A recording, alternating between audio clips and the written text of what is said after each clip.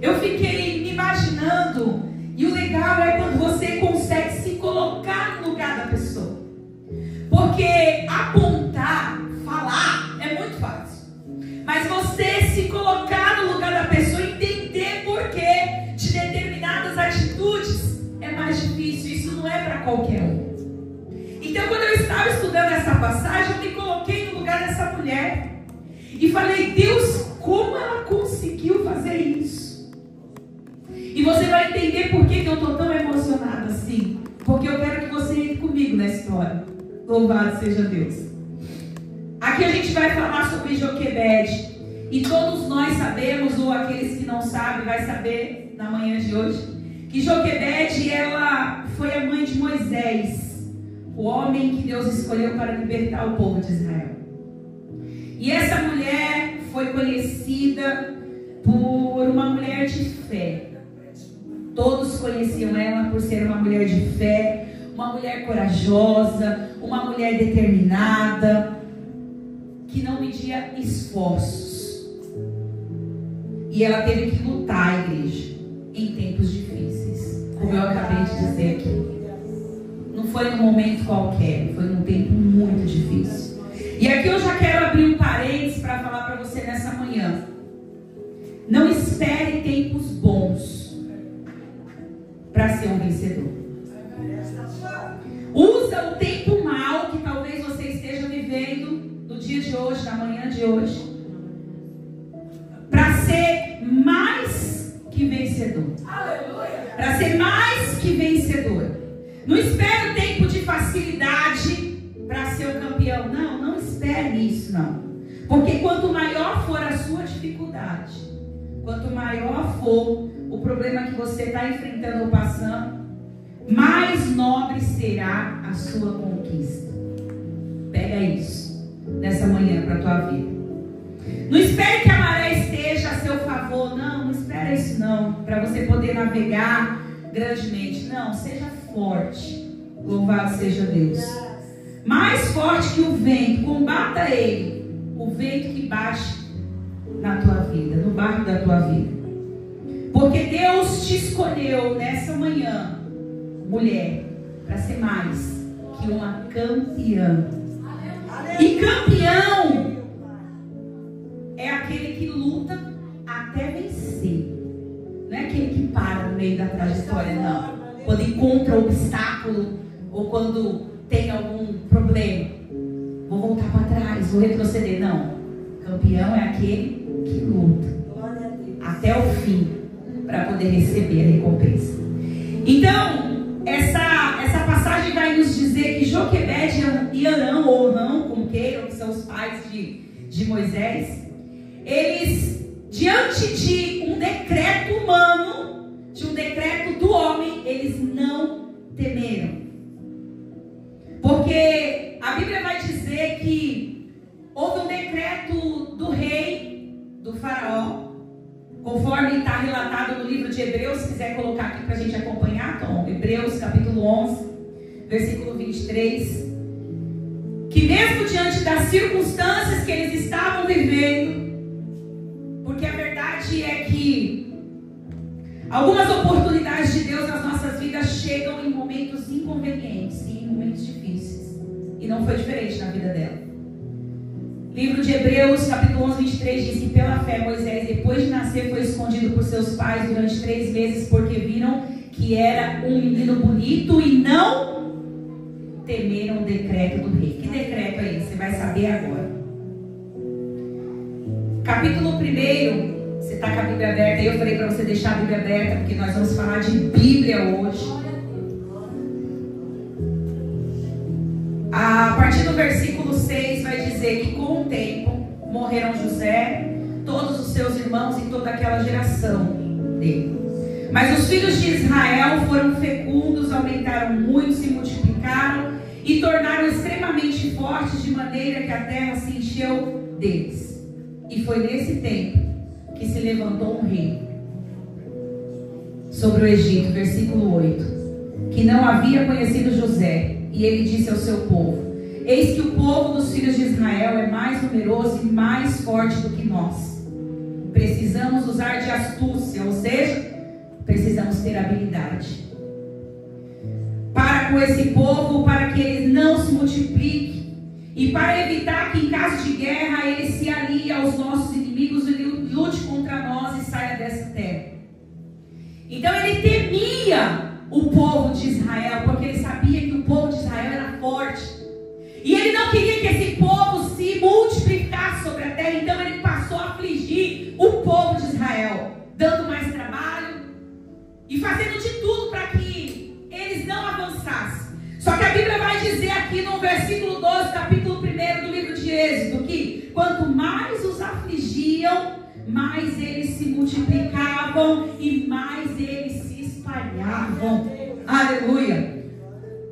E aí eles ficaram desesperados, porque não podia combater. Porque quando Deus determina, aleluia, o universo inteiro pode se levantar contra e não consegue parar, aleluia, aquilo que Deus já decretou.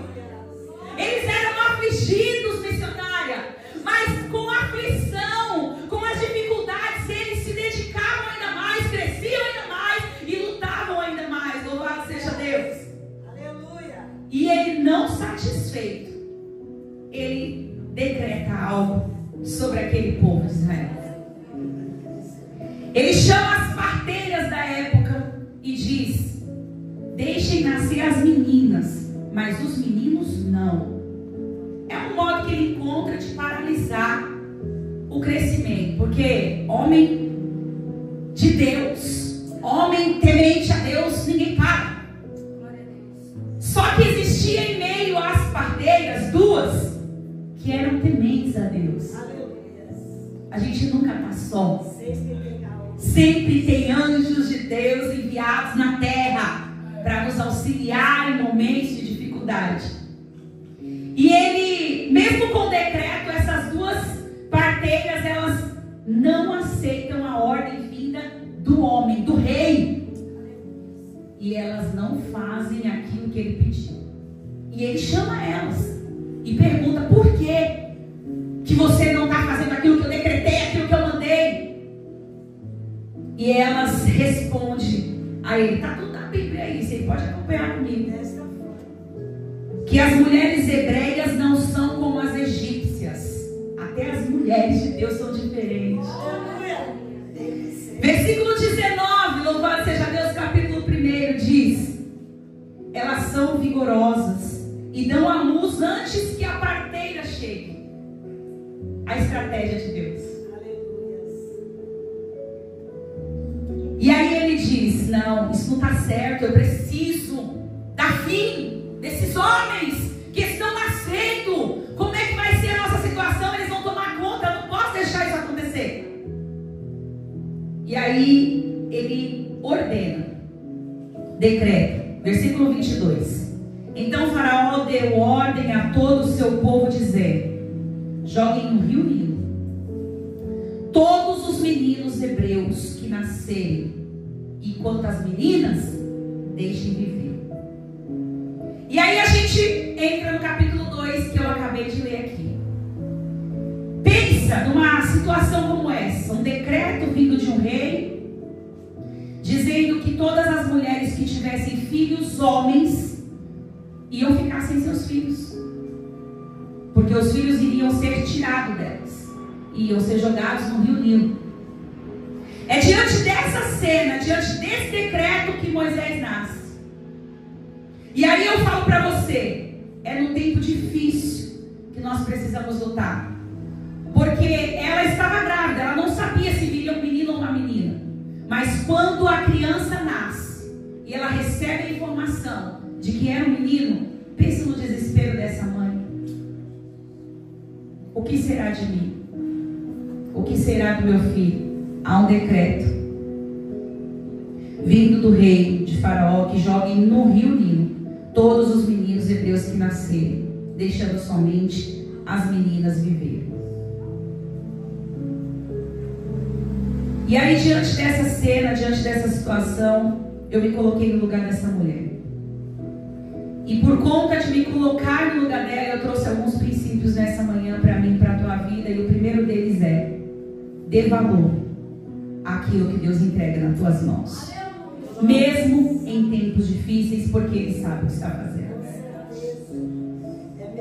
Os pais olharam para essa criança, sabendo de um decreto que eles não ficariam com esse filho. Olharam para a situação, podia murmurar e podia dizer: Deus, por que o Senhor me deu um menino? Por que me deu, sabendo que daqui a alguns dias eu não vou tê-lo mais? Eles vão tirar de mim, eles vão jogar no Rio Nilo, e eu como mãe, como pai, eu não vou suportar essa dor. Porque eles podiam ter feito tudo isso e mais. Podiam ter blasfemado contra Deus, como muitos fazem quando acontece alguma situação que a gente não sabe e não entende por que está acontecendo. Mas não, eles olharam para aquela criança, tanto o pai quanto a mãe, e deram valor à bênção que Deus tinha entregado em suas mãos, porque filho é bênção de Deus. E diante disso eu pergunto para você nessa manhã: você tem dado valor às oportunidades de Deus apesar das circunstâncias? Ou você tem murmurado? Esses pais, eles agradeceram a Deus. Eles louvaram ao Senhor e deram valor para aquilo que foi entregue em suas mãos. Louvado seja Deus. E dentro dessa cena, eu ainda trago ainda um segundo princípio da parte de Deus para a tua vida, que após eles perceberem que havia na criança algo diferente, porque a Bíblia relata que esse menino, ele era diferente, ele era um menino bonito, ele era um menino formoso. Então, quando eles identificam esse valor nessa criança, eles escondem a criança. E a Bíblia diz que eles conseguiram esconder essa criança por 3 meses. Quem é mãe sabe que quando a criança nasce, ela dá trabalho. Ela chora muito. E nós, mães de primeira viagem, muitas vezes não sabemos o porquê que a criança está chorando, se é de fome, se é de dor, seja lá o que for. E não conseguimos fazer com que ela pare de chorar. Então, muitas das vezes o choro é tão estrondoso que a vizinhança toda escuta. Mas dentro dessa cena, dentro dessa situação, ela teve habilidade.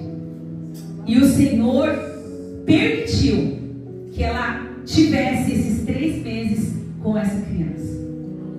Eles esconderam a criança. Eles conseguiram fazer isso. Foi estratégia de Deus. E diante disso eu pergunto para você: você tem escondido e guardado as oportunidades, as bênçãos e promessas que Deus tem entregado para você, para a tua casa, para a tua família? Por que eu te pergunto isso?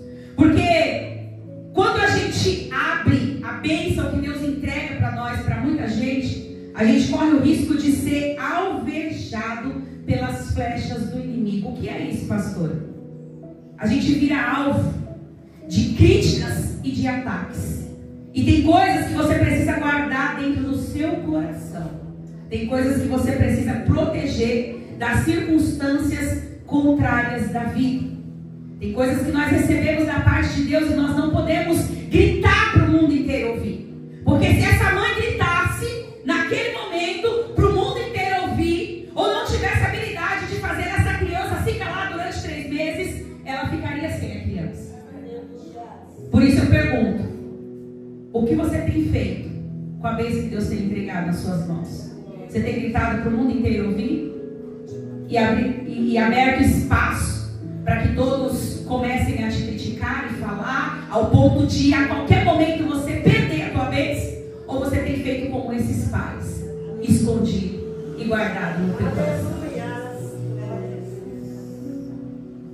Aí eu trago mais um princípio para você nessa manhã, que é o princípio da fé. Joquebede, ela não apenas deu valor, ela não apenas escondeu, ela creu e teve fé.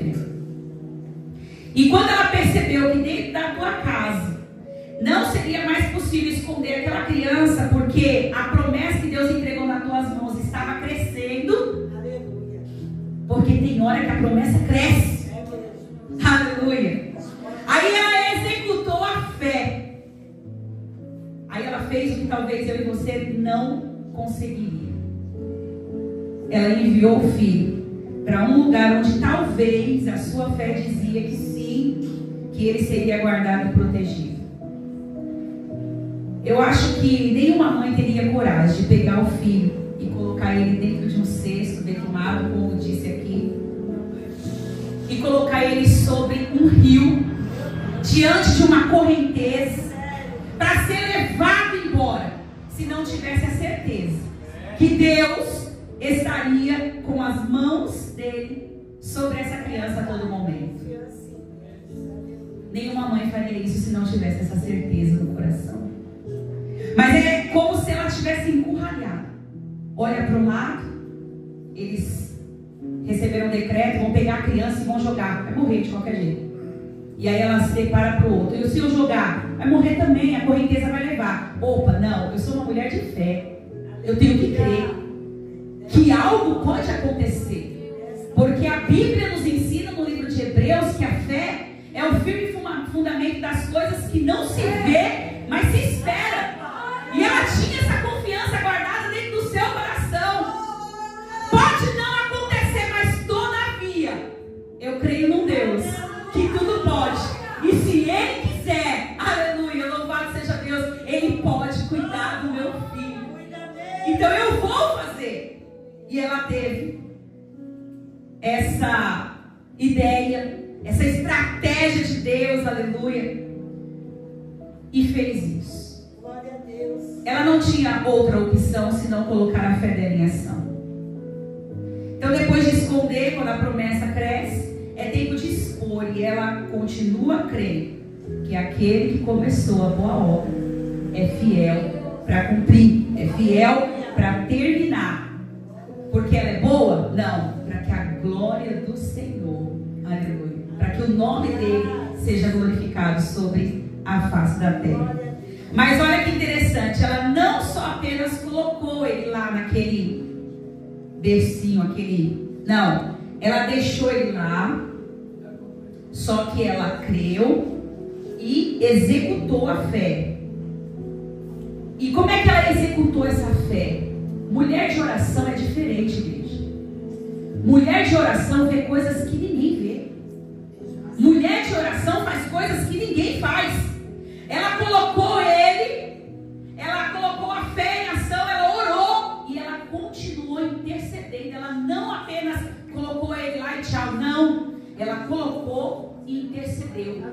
E quando nós oramos e quando nós intercedemos, a estratégia de Deus, ela desce sobre a minha e sobre a tua vida. E olha a estratégia que Deus deu para ela, aleluia. Acompanhe comigo aí com a Bíblia aberta em nome de Jesus. Ela olha para a filha dela, Miriam, que é irmã de Moisés, e diz: filha, acompanha, eu vou colocar, mas vai acompanhando. Eu não posso, mas você pode, porque você é pequena, você consegue se esconder no meio das coisas e eles não vão te ver. Sabe o que é isso? Estratégia de Deus do alto na vida daqueles que oram. E Miriam acompanhou. Aí nós vamos para o versículo 5 do capítulo 2. Acompanha comigo, diz assim: a filha de Faraó desceu para se banhar no rio, e as moças que tinham vindo com ela passeavam pela margem. Quando ela viu o cesto no meio dos juncos, mandou que uma das criadas fosse buscá-lo. Abrindo o cesto, viu a criança, e eis que o menino chorava. Durante 3 meses ninguém ouviu o choro desse menino, igreja. Durante 3 meses o Senhor fez com que essa criança ficasse ali calminha. O menino dos nossos sonhos, aleluia. Aquele menino que eu peço para Deus todos os dias da minha vida. Porque as minhas crianças é igual resultado de telecena, acorda de 1 em 1 hora. Mas não, essa criança foi diferente. Durante 3 meses ele não chorou, mas no tempo certo ele chorou. Na hora certa o Senhor fez com que essa criança chorasse de uma forma linda, que se surpreendeu a filha de Faraó. Louvado seja Deus. Ela teve compaixão dele e disse: esse esse é o menino dos hebreus. Ela sabia que ele era hebreu. A filha de Faraó sabia. Só que a Bíblia diz que ela teve compaixão por amor à primeira vista. Deus tem poder para mudar um coração de pedra. Tem. Ela podia ter olhado para a criança e falado: é do hebreu, joga de volta. Mas não, Deus trabalhou no coração dessa mulher.